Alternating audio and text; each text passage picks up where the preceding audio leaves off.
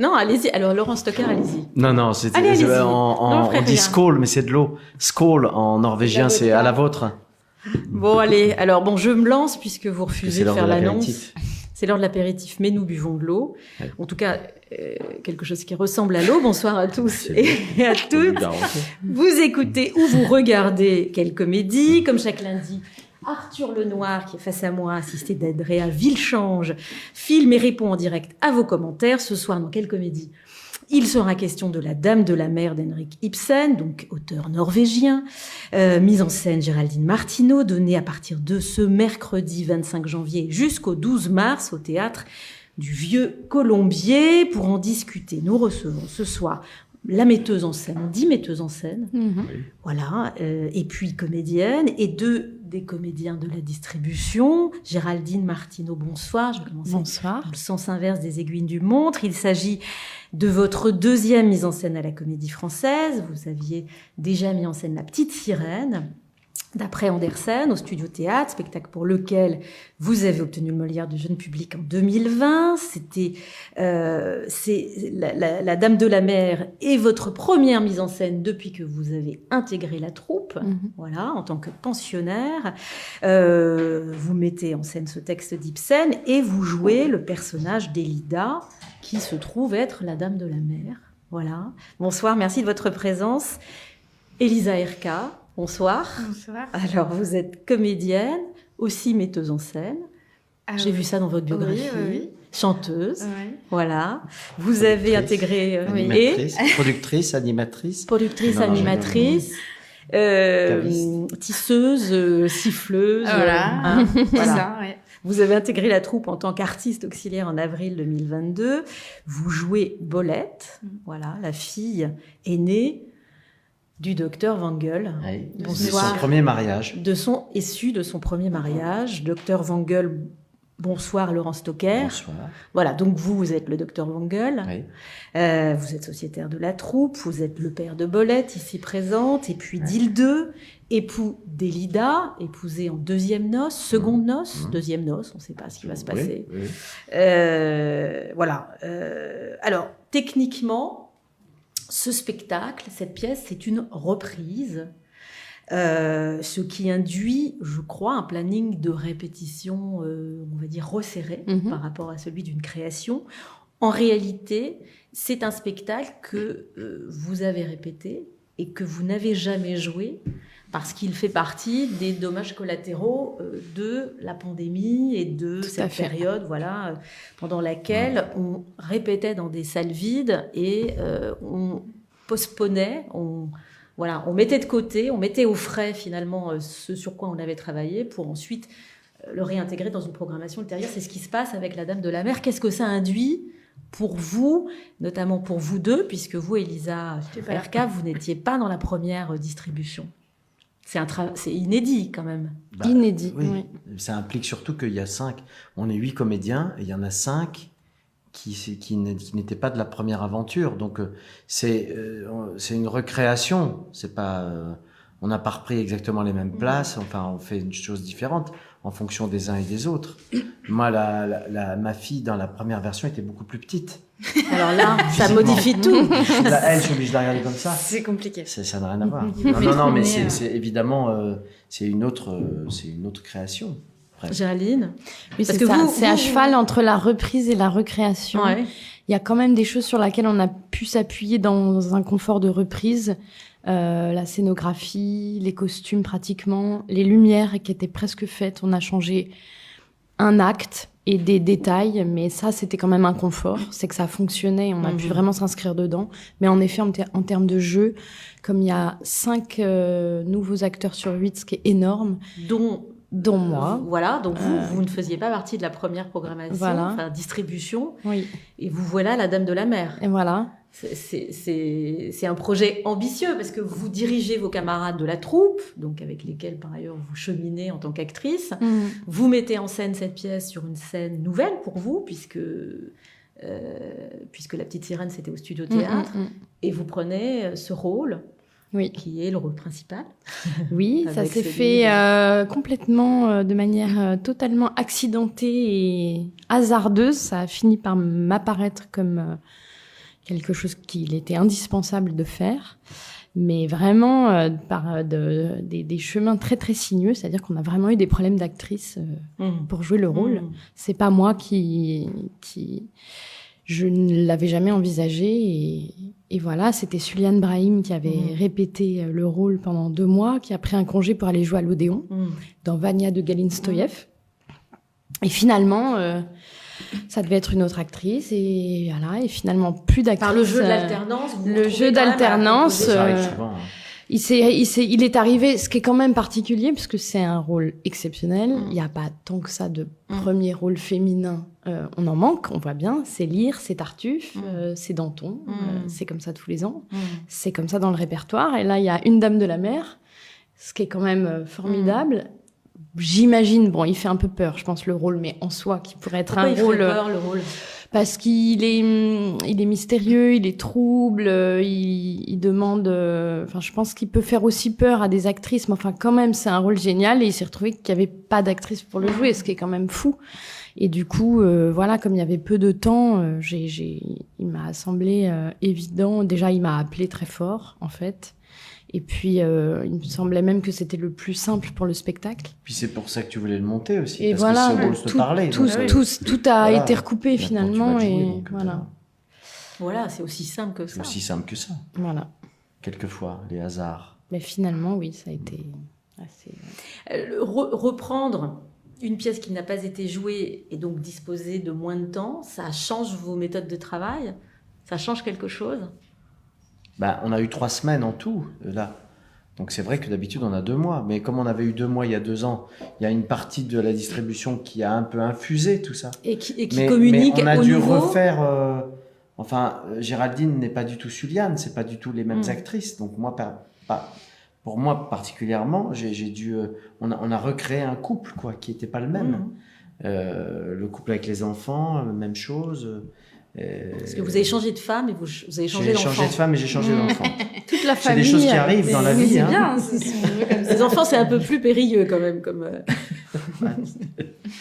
Oui, enfin bon, voilà, c'était...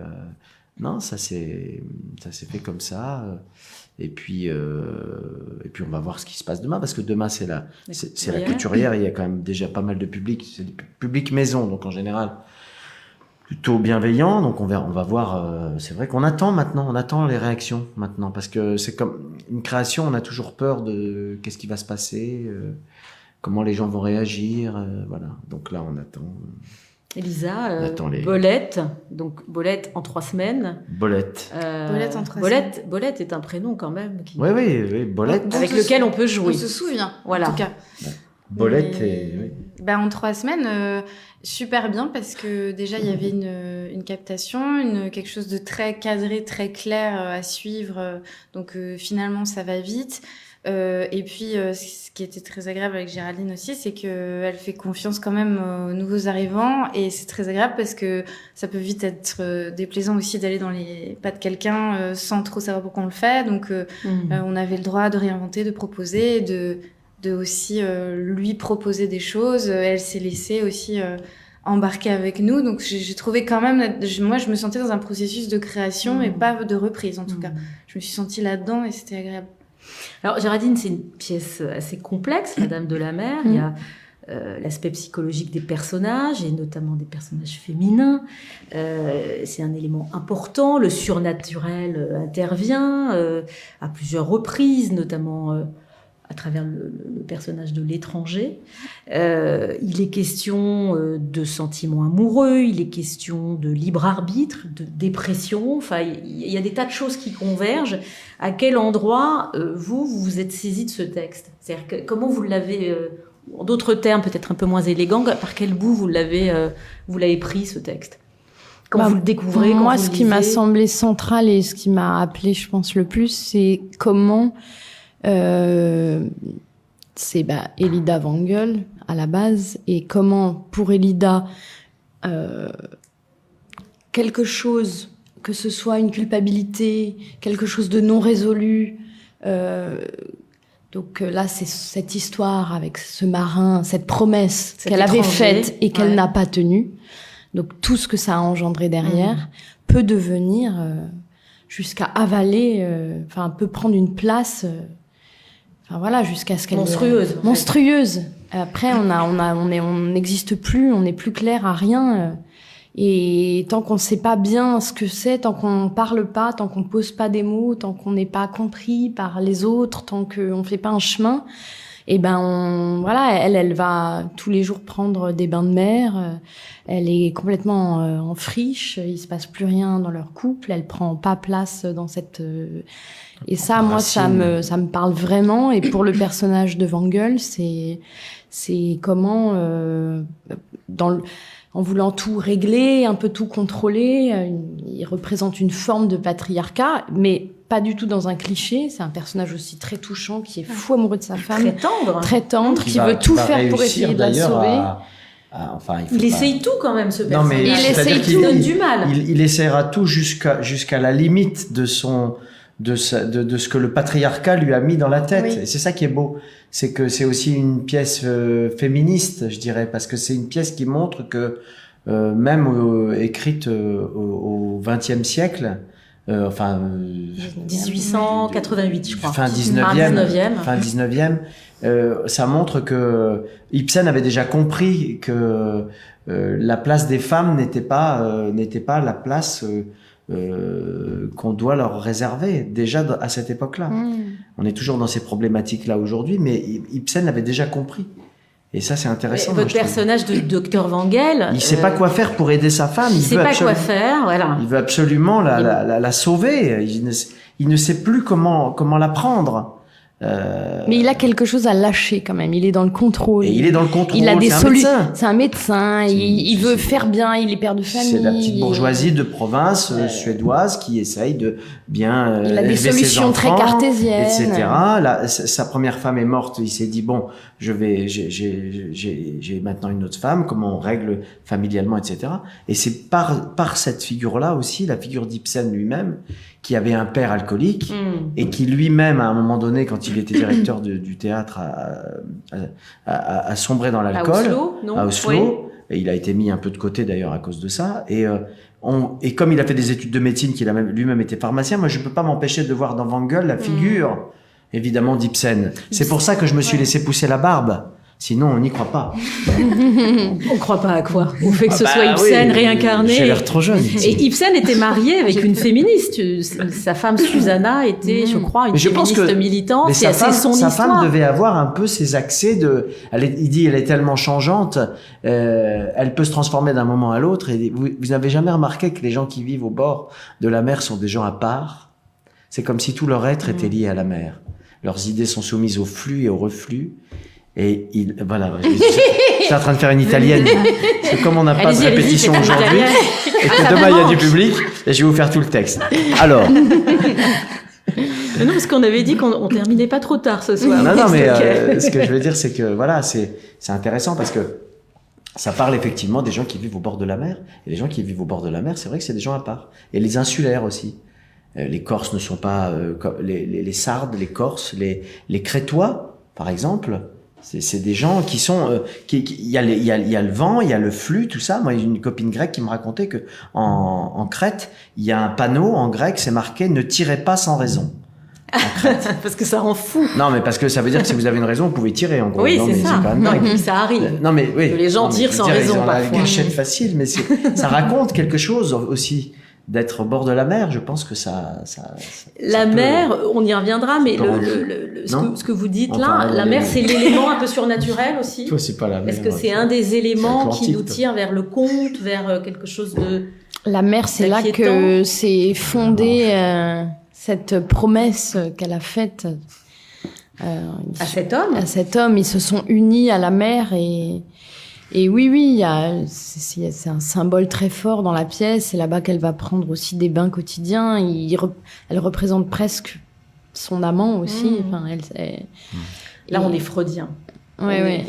C'est ce que cherche le docteur Wengel pendant toute la Ils pièce. sont contemporains, ouais. Freud n'est c'est pas les encore débuts de la arrivé, psychanalyse. Et il se dit comment je peux faire pour l'aider. Il dit c'est pas un remède ordinaire ni un C'est médecin juste ordinaire qu'il lui faut. En gros, Mais il il ne dit sait pas il me encore le faudrait un formuler. psy, mais il y en a pas à Mmh. l'époque. Donc il est en train de créer lui-même une nouvelle médecine en C'est disant les prémices de la psychanalyse. complètement. Et Ibsen est en train de raconter une espèce de manque en réalité, en fait. Le manque de ce qui va advenir. Mais le c'est-à-dire fantasme soin, aussi. Elle a vu une fois ce marin, ils ont pris leur bague, ils se sont oui. unis à la mer. C'est un peu comme dans Maeterlinck. D'ailleurs, c'est un théâtre un peu symboliste aussi du même acabit. Et tout à coup, voilà, Comme elle n'a pas tenu sa promesse, c'est elle comme est si elle avait liée, été elle est maudite. liée, et elle l'a vu 2 fois. Et elle dit ses yeux. À chaque fois, il y a une histoire avec les yeux. Et elle est complètement. Elle est dans le fantasme. Si elle partait avec ce marin, ça se passerait certainement très mal. Ah oui. Bah, évidemment. Mais Oui, c'est on le lui tout ça est conseille très vivement. très empreint de psychanalyse, moi je trouve. Alors, Elisa Erka, quelles indications vous a-t-on donné, ou alors sur quoi avez-vous travaillé pour vous jouer le rôle de cette jeune femme, Bolette, qui rêve d'émancipation, un peu comme sa belle-mère qui ne sait pas vraiment le formuler, enfin en tout cas elle le formule différemment, et qui s'apprête, on va pas raconter tout, mais à faire un choix, peut-être le même genre de choix que sa belle-mère a fait quelques années auparavant, un choix raisonnable, mais peut-être un choix discutable. C'est vrai que c'est un personnage féminin aussi très intéressant. Bah, les trois, même ils deux, même si la partition La est petite moins... sœur. Ouais, même si la partition est moins grande. En tout cas, il y a un truc féministe qui se joue, enfin, il y a un questionnement. Bah, en dans tout le cas, personnage de Bolette. c'est moderne à l'endroit de l'écriture, quelque part, et ça pose des questionnements. Les 3 femmes ont leurs problématiques et ont leur besoin d'émancipation, ont leur besoin de partir, de sortir de là. Il y a quelque chose qui les étouffe, qui les contraint, et c'est très relié à l'époque, et c'est très relié à l'écriture et tout ça, mais c'est aussi la problématique de chaque personnage féminin est plus fort et plus grand que celui des hommes dans cette pièce, pour moi. Et Bolette, Géraldine, on en parlait beaucoup, elle m'emmenait vers là, c'est que c'est le personnage qui tient la maison, qui est encore énormément policée par tout ce qu'elle a à faire. Elle doit tenir et soutenir, et elle tient tellement à son père, elle aime tellement son père qu'il faut que la dame de la mer aille bien. C'est sa belle-mère, elle a son âge, elle peut pas la blairer en fait, mais elle est obligée que cette femme aille bien, sinon son père va pas bien. Et si son père va pas bien, il va sombrer dans l'alcool, c'est terrifiant, la maison va s'écrouler. Donc il y a ce truc il faut tenir la face, je sais pas si c'est le bon mot, mais il faut tenir les apparences. Et à la fois, elle réalise au fur et à mesure. Elle rêve d'autre chose et elle réalise. C'est ça qui est génial dans les scènes. Elle réalise au fur et à mesure que c'est possible.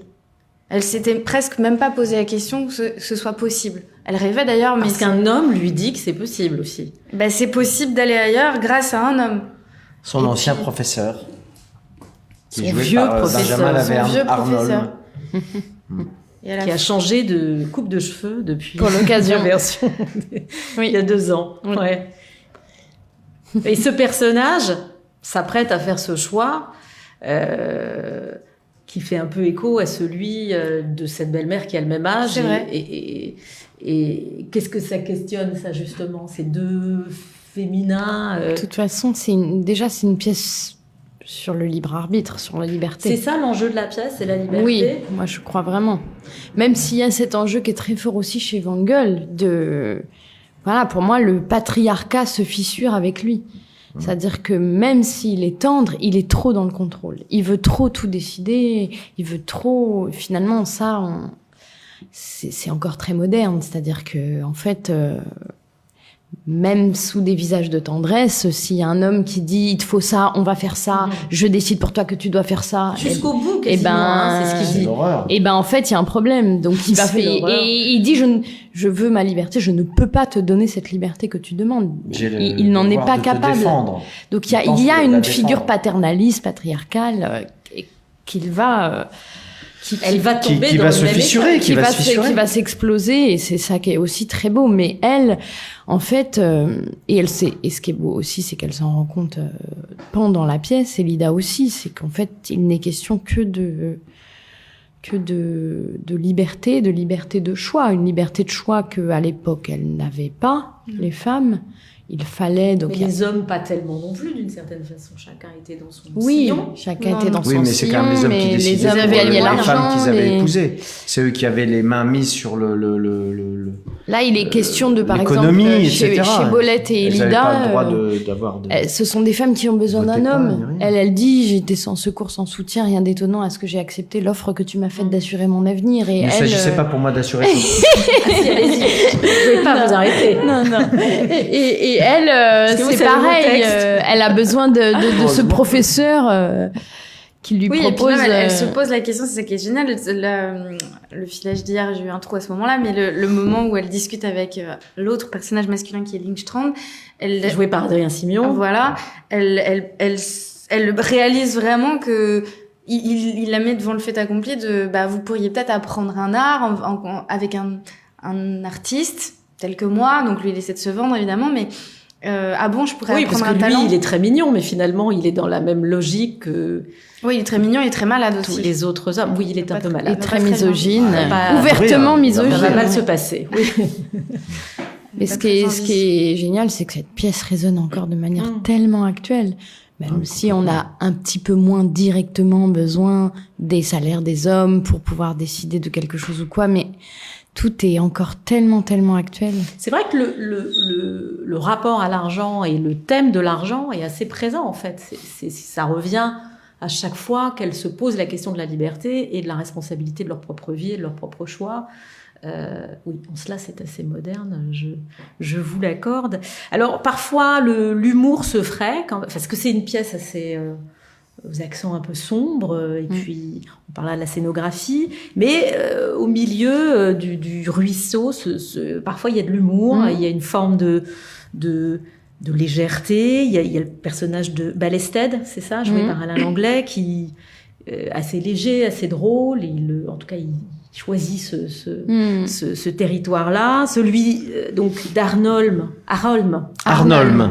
Pas facile, tous ces noms. Arnolm, hein. non, c'est un... Joué par Benjamin Laverne, donc qui est ce professeur qui essaye désespérément de séduire son ancienne élève avec respect, mais enfin quand même, on peut dire qu'il rame. Oui, et puis il lui propose, C'est normal au bord de la mer. Il propose un projet très concret. Il lui dit, on peut s'émanciper ensemble en étant mari et femme, ou on peut s'émanciper ensemble, puisqu'elle hallucine, en étant amis.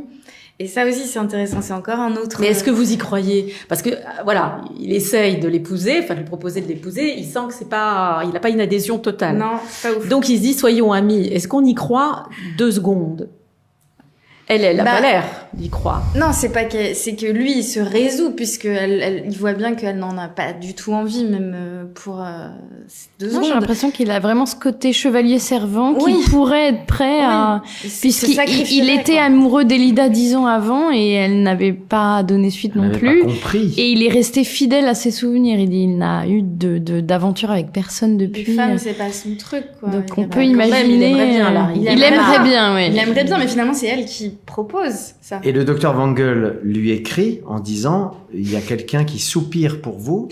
Il pense que c'est de ma fille dont je parle, mais moi je parle d'Elida qui elle-même a, je crois, soupiré pour lui. » Enfin, c'est quand même assez tendu. Ibsen joue avec beaucoup de Ah oui, quiproquos. ça, c'est pas le la mari famille fait venir fonctionnelle. celui qu'il pense être l'ancien amant pour pouvoir soulager sa femme.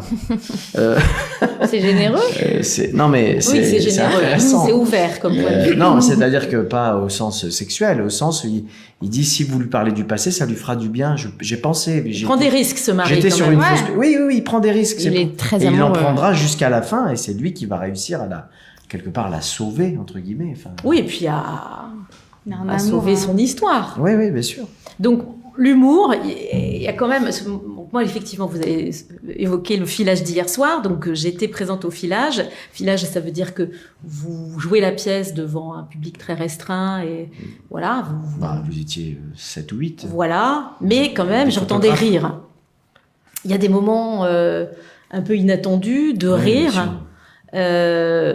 Vous y attendez à ces moments-là? Parce que c'est une pièce, Oui. c'est un drame réaliste. Je le sentais, cet humour que... Bolette fait rire. Bolette, le nom Bolette. Ah oui. Moi, j'ai entendu... Ah bon? C'est vrai que c'est... La sonorité de ce... Ça vous fait penser à quoi? Bolette. toi. Non, il peut y avoir des blagues sur Bolette. Non, mais... Ouais, bah, Bolette, Bolette.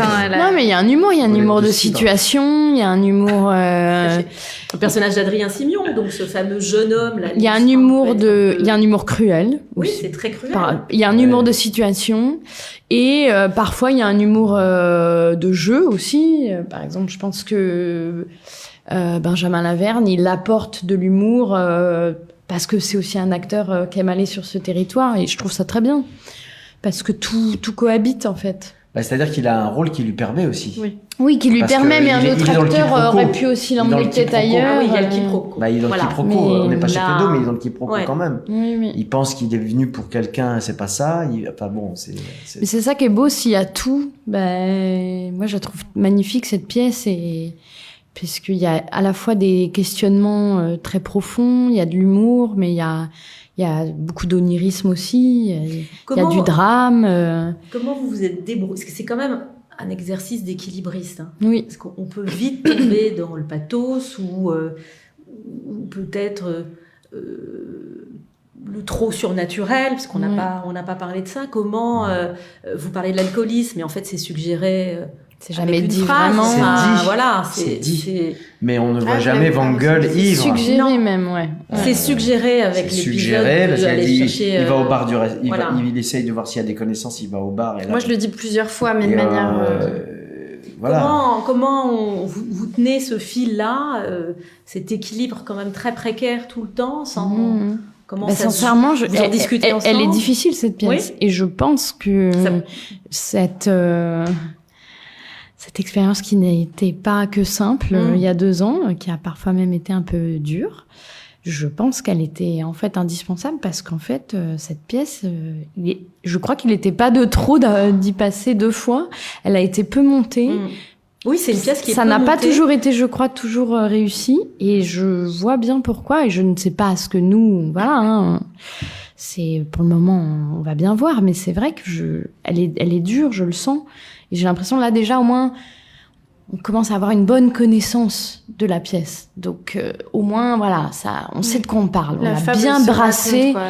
La fable, elle Ouais. se raconte, mais c'est vrai qu'elle est complexe. Elle est beaucoup plus complexe que Pourquoi, Maison de à votre Poupée avis ou oui, elle est Donc les moins revenants jouée même. que Hedda Gabler. Que- donc, elle est moins jouée que d'autres pièces. elle est beaucoup plus d'Ibsen. complexe. C'est pourtant une pièce qui a été applaudie, je crois, au moment de sa sortie. Enfin, c'est une bonne C'est pièce. Lignépo qui l'avait monté en 1892, je crois. Par exemple, Sarah Bernard l'a joué, elle l'a joué que 2 fois, elle n'a pas voulu continuer. Comment vous l'expliquez ça, que ce soit sur le fil, que ce soit une pièce difficile? À quoi on reconnaît une pièce difficile? Bah, on reconnaît une pièce difficile au fait qu'il y a beaucoup de zones d'ombre et on en a débroussaillé quelques-unes, mais on a encore, c'est une pièce qui reste dans. Moi, ce que je trouve intéressant dans cette pièce, c'est qu'elle continue à questionner. C'est-à-dire qu'à chaque fois qu'on a fini un filage, j'écoute les scènes en coulisses et je me dis tiens, j'avais pas entendu ça. Tiens, donc c'est une pièce qui va continuer à travailler pendant toute la durée du jeu, je pense, et on va encore découvrir des choses. Elle est encore une fois, elle annonce les prémices de la psychanalyse et elle est le pendant, je trouve, de l'exposition de Munch qui était à Orsay, puisqu'il a connu Ibsen et que voilà. Donc si on peut faire un parallèle entre la pièce et des grands peintres comme Puvis de Chavannes qui sont des peintres symbolistes, mais surtout je trouve Munch qui est donc dans les peintures de Munch. Simplement, si vous voyez la peinture la plus connue qui n'était pas à Orsay, malheureusement il y avait juste la lithographie, mais le cri, moi je trouve que le cri représente bien ce qu'est cette pièce. C'est-à-dire qu'il y a une part Quelqu'un énigmatique. qui se tient les mains, qui a la tête un peu déformée, et derrière il y a des nuages, il y a la mer, et c'est une pièce qui enfin pour moi, qui raconte Les tourments. nos choses les plus enfouies, pardon. Un beau lapsus. Nos choses les plus en fuite et les choses les plus enfouies. La veille de la couturière. De là, croque-cœur. Ouais. Non, mais c'est ça qui est intéressant, je trouve. Voilà, donc ça parle. Je pense que ça va parler à chacun d'entre nous, parce que, enfin, chaque spectateur, s'il a envie de faire un petit peu ce travail-là. Voilà, il y a des gens qui vont certainement rester un peu en dehors parce que ils n'auront pas envie d'aller pénétrer la pièce. En même temps, on peut rester à la surface. Ah oui, bien de sûr. l'eau, On peut très bien, mais c'est parce qu'il y a une histoire qui est racontée. Oui, c'est vraiment comme la mer elle-même, c'est ça. C'est pas on peut rester inaccessible à la surface non de plus. l'eau et on peut aller pêcher Un drame le réaliste. gros au fond à 20 mètres ou à 6 mètres. C'est Ou, beau ce que tu dis. voilà, des langoustines, je sais pas. Il y en a qui vont prendre que des sardines, d'autres qui vont aller attraper un homard. Elle est complexe à monter, mais elle n'est pas aussi Tu vois qu'il y a le tonnerre, difficile qu'une pièce de Maeterlinck non plus. C'est-à-dire qu'il y a une fable qui est quand même plus concrète, qui se raconte plus. Vous faites ce choix-là, Géraldine, d'aller, enfin, de la prendre du côté du concret. Et en fait, le texte et puis cette scénographie Parce qu'il y a beaucoup de concret. emmène vers des choses plus poétiques. Je disais, l'humour se coince dans les interstices, mais la poésie aussi. Le personnage qui est joué par Alain Langlette, il est très poétique. Il y a de la poésie dans, je sais pas, les costumes, la façon dont vous mettez les fleurs. Enfin, il y a tout un... Voilà, il y a des... C'est le petit Pousset. Mais vous prenez les choses par le côté concret, même de votre personnage, qui peut être un peu éthéré, puisqu'elle va quand même se baigner. Elle est toujours... Non, mais je crois que c'est très important, en Parce qu'il fait. manque, Moi, c'est vrai que ça m'a... Je sais que ce rôle, il fait peur, et je comprends qu'on puisse savoir pas forcément par où l'attraper, mais en fait, moi, ça me parle complètement. C'est-à-dire, je trouve ça très concret, en fait. Elle a tenu une promesse, elle a fait une promesse, elle ne l'a pas tenue, elle est hantée par ça.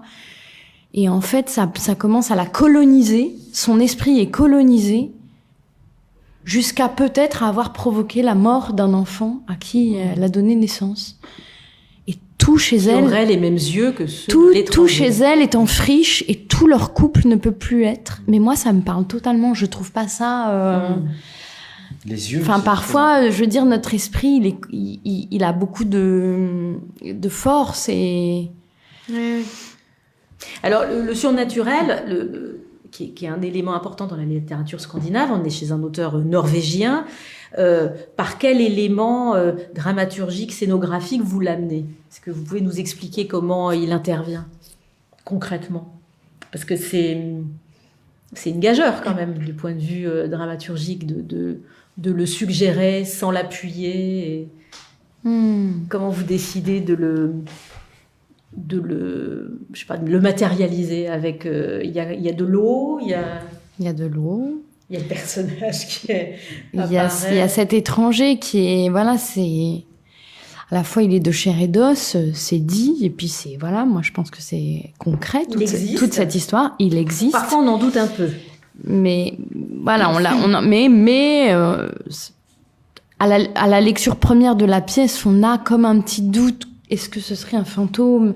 Est-ce que c'est dans sa tête ? Moi, c'était ma première lecture. Ça semblait évident que c'est de chair et d'os, mais on voit bien qu'il représente quelque chose qui est dans sa tête, quelque chose qui est cérébral, une culpabilité, un fantasme, quelque chose qui a colonisé son cerveau. Voilà, moi. Donc, on a cherché des images pour essayer de donner ça.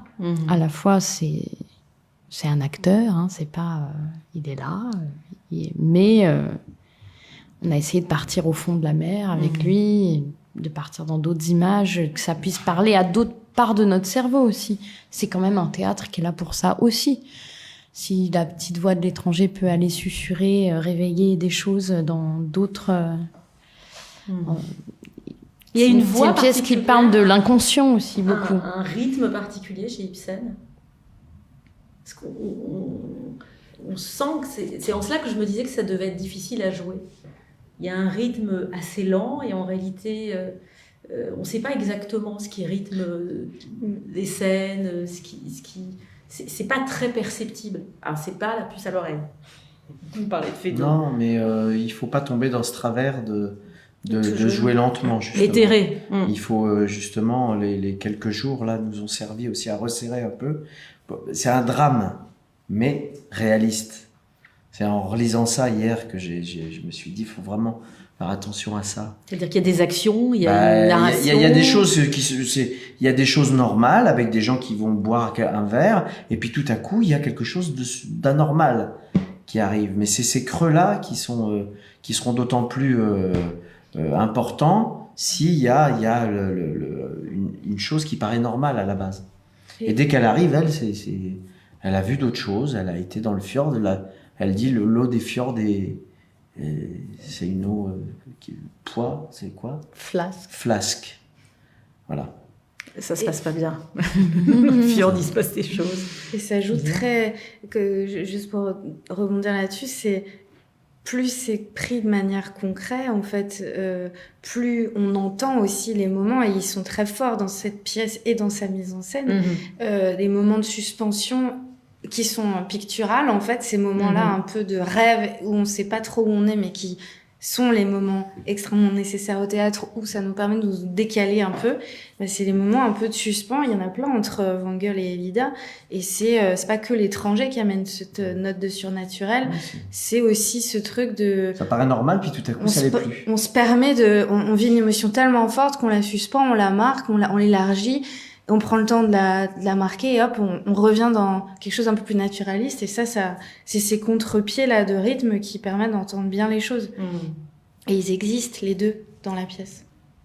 Et alors comment est-ce qu'on fait rentrer tout ça et le décor qui matérialise une nature très puissante, hein. Le titre de la pièce, c'est La Dame de la Mer, sur une scène comme celle du Vieux Colombier, qui est un peu plus grande que celle du Studio Théâtre, sur laquelle vous aviez fait vos classes.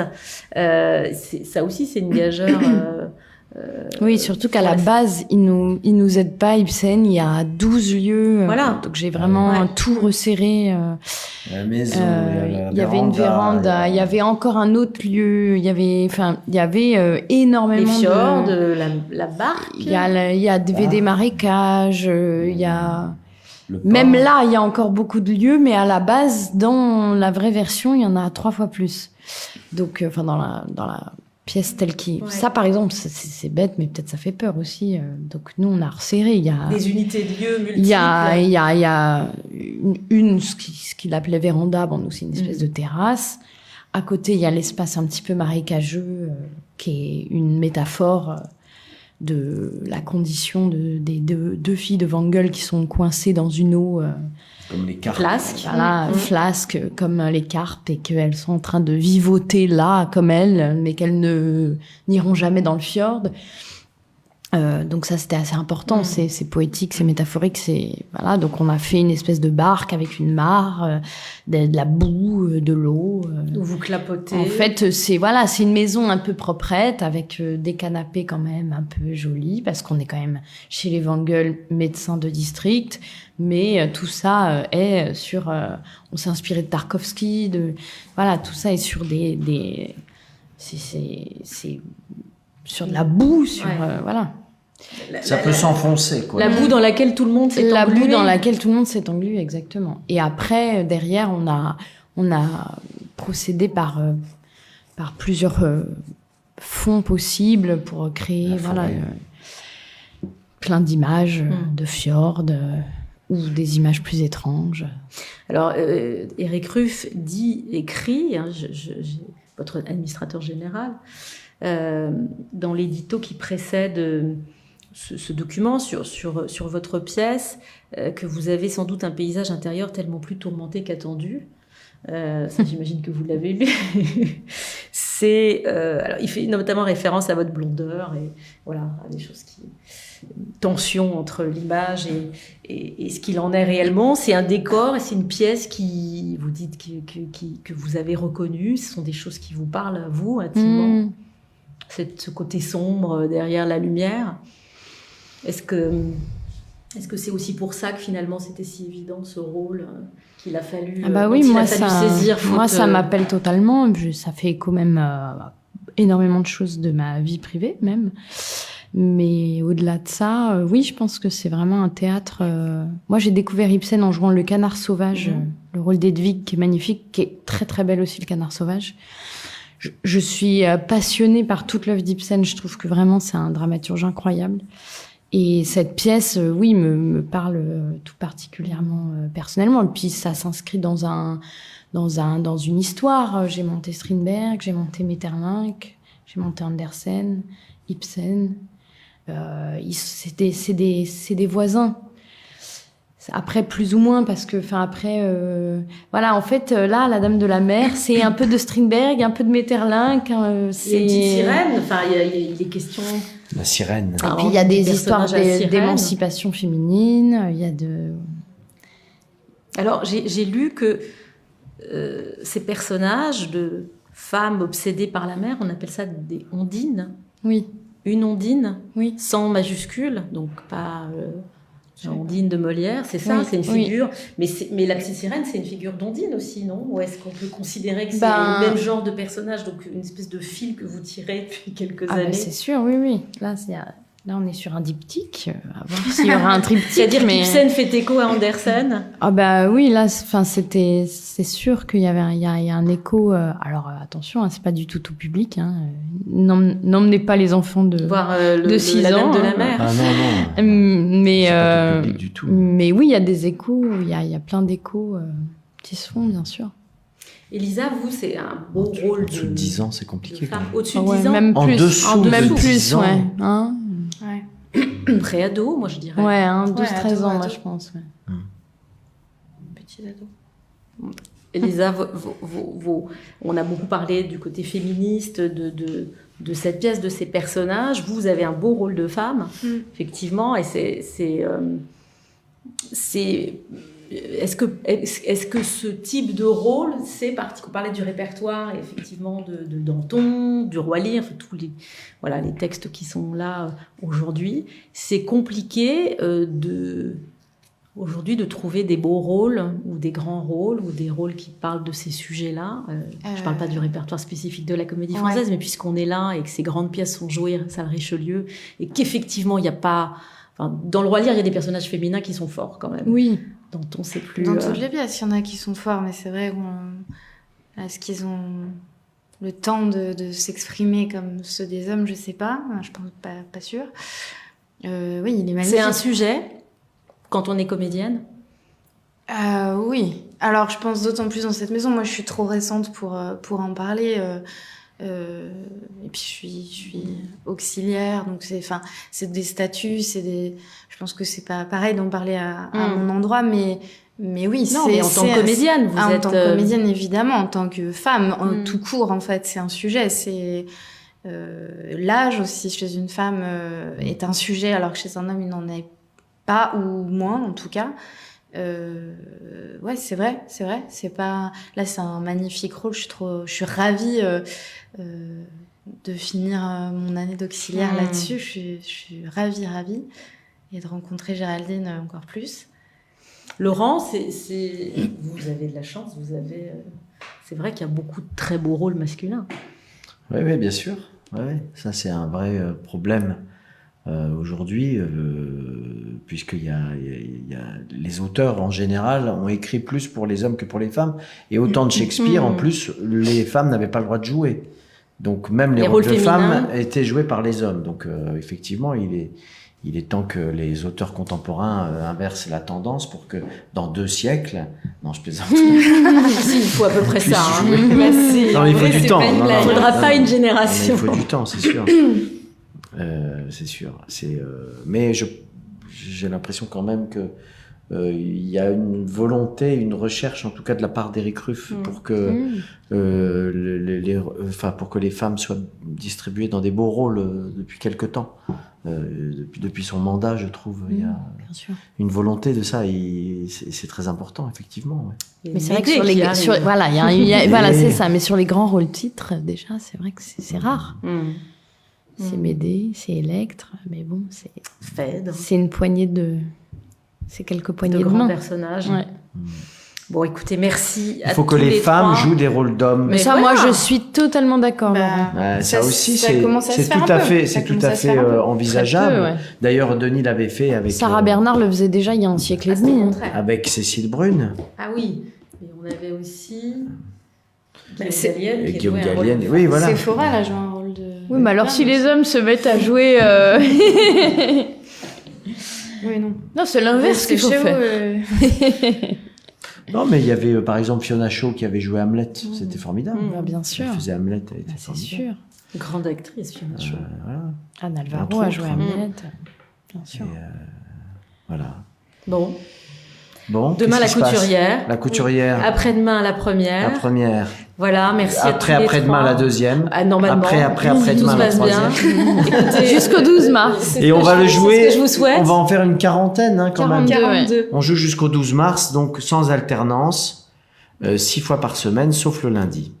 Avec donc la Dame de la Mer d'Ibsen, mise en scène Géraldine Martineau, avec Géraldine Martineau, Laurence Stocker, Elisa Erka, Benjamin Laverne, Alain Langlais, Clément Bresson dans le rôle de l'étranger, Adrien Signon et Léa Lopez. Et pour les rôles de femmes, Léa Lopez, Léa justement, Lopez qui joue Hilde. qui joue Hilde dans le Ibsen écrit après Solnès le constructeur, c'est le personnage d'Hilde qui a pris C'est ça. du C'est galon. magnifique. Exactement. Et s'il y a une successeuse, comment on dit?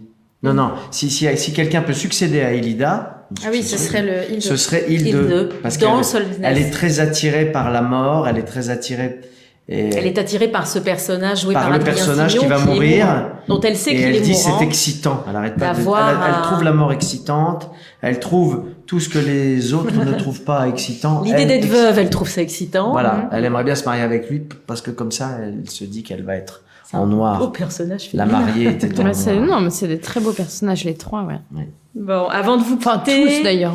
Oui. C'est très choral comme pièce. Oui, tous les personnages... C'est très très choral. Tout le monde a une des grosse partition. très bons en fait. moments, des belles partitions, comme on dit, Oui, au bien sûr. théâtre. Ouais.